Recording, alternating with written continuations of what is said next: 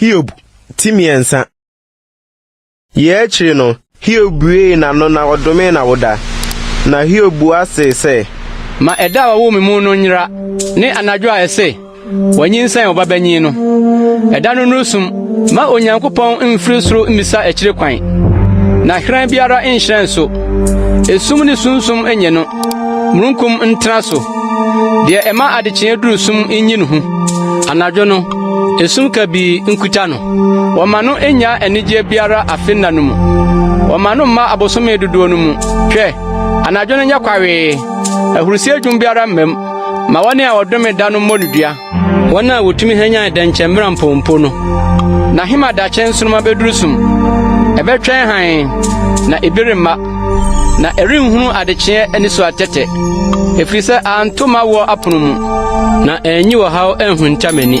Adenti na manwu yefunu mu. Na manya mu awoye. Adenti na anankroma so me. Na adenti na metu nufuo me numye. Anka sese me da homa yekom. Anka mada.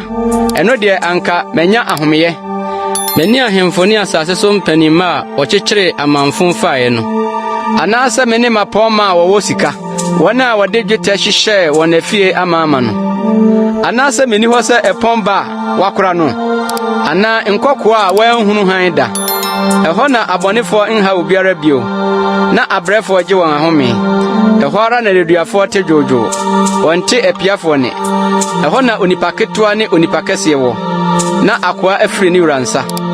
Adenti na wɔma omobroni han. Na wɔde nkwama wɔn a wɔn kra awraho.